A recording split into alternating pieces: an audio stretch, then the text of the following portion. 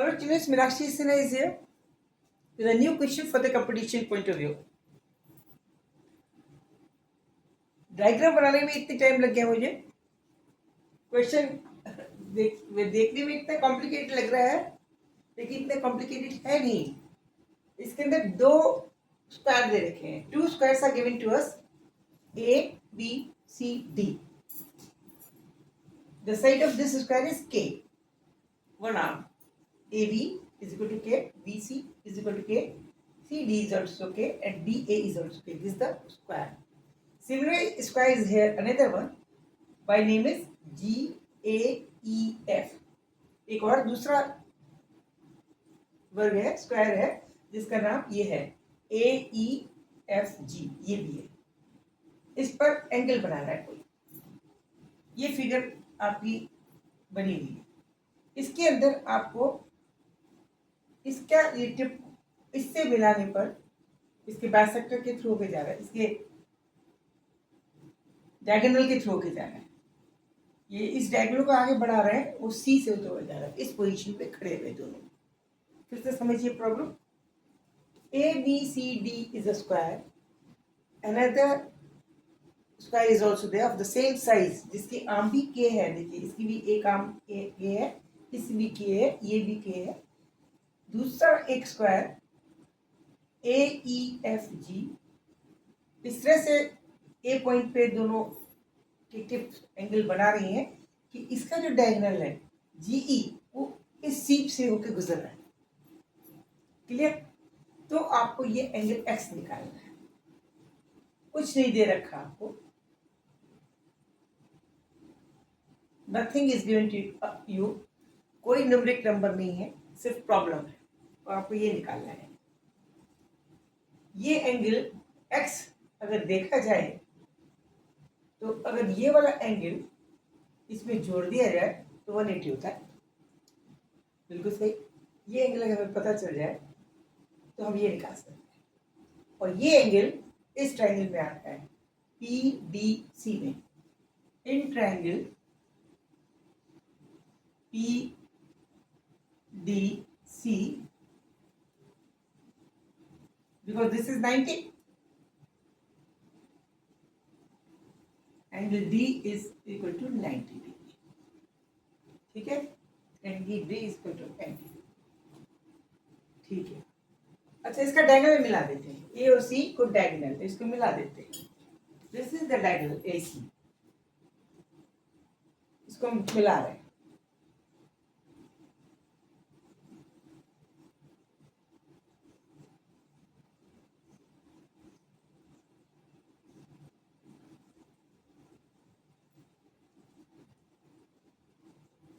ठीक है? Angle D is 90 and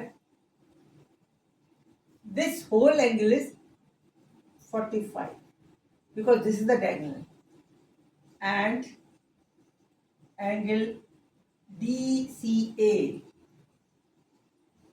this will be equal to 45 because of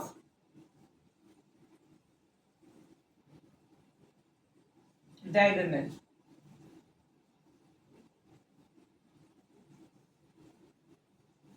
AC diagonal की वजह से ये इस 45, ये भी 45, ये पूरा एंगल 45. ओके, 45 हो गया. तो अब हमें फिर ये पता होना चाहिए. ये 45 हो गया, पता होना चाहिए. ठीक है. Angle DAC is 45. Now we take, क्या देखें, triangle AOC.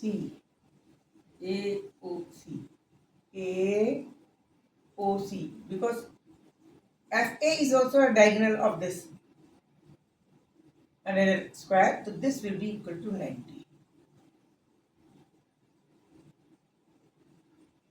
It means angle AOC is equal to 90 degree. ठीक है, बिल्कुल सही। This is 90। अच्छा, and OA is equal to half of FA, which is diagonal.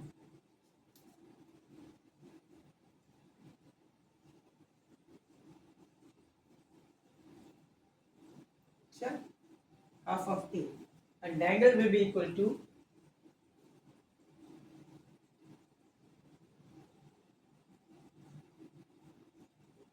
K root 2.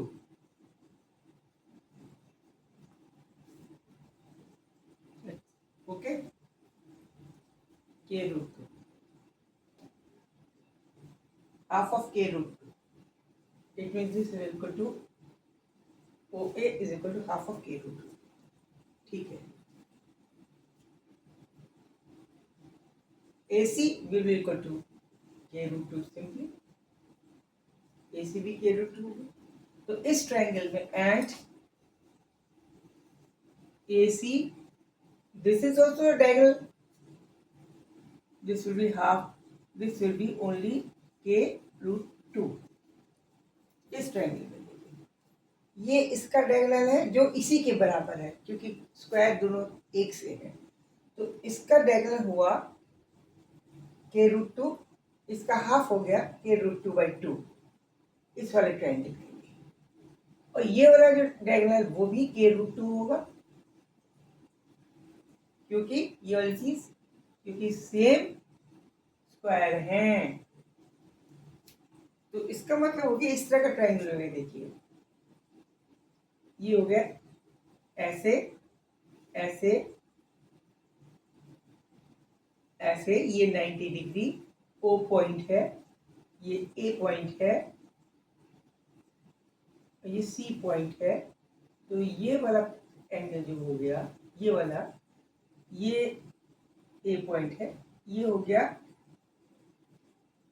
K root 2/2 और ये हो गया K root 2।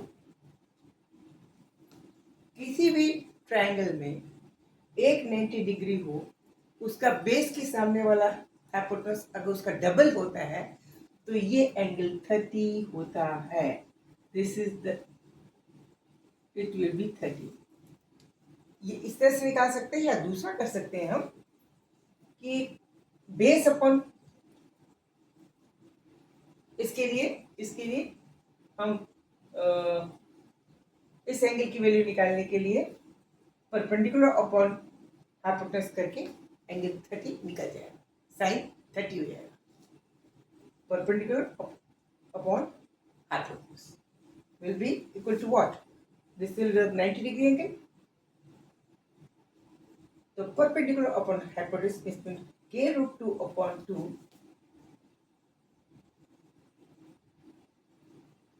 OA upon AC is equal to K root 2 upon 2 upon K root 2. That will is equal to 1/2, and that is sine of 30. So this means, it means this will be equal to 30 degree. Clear? इसमें OAC, because this is K root 2 and this is half of K root 2 from this to this, because this whole is K root 2. अच्छा, ये angle 30 निकल आया है, very good. अब तो हो गया। जब ये रूट 30 निकल आया तो ये वाला किस पोर्शन, सपोजिंग ये y है, it means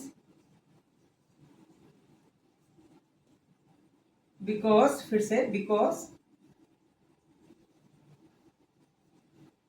angle DCA is equal to 45, which is the addition of small y plus this y angle plus this angle 30. It means y become equal to 15। अब जब y 15 हो गया, now in triangle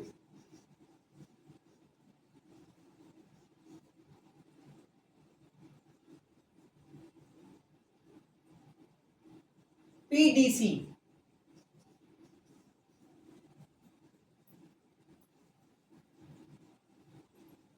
x will be the external angle. X will be the external angle. X will be the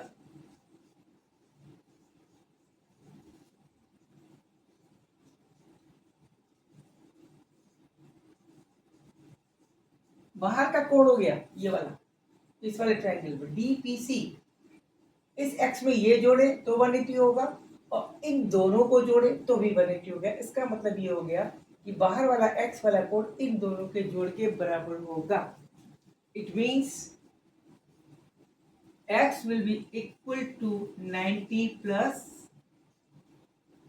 y, that is 90 plus 15, that is 105. This is the answer.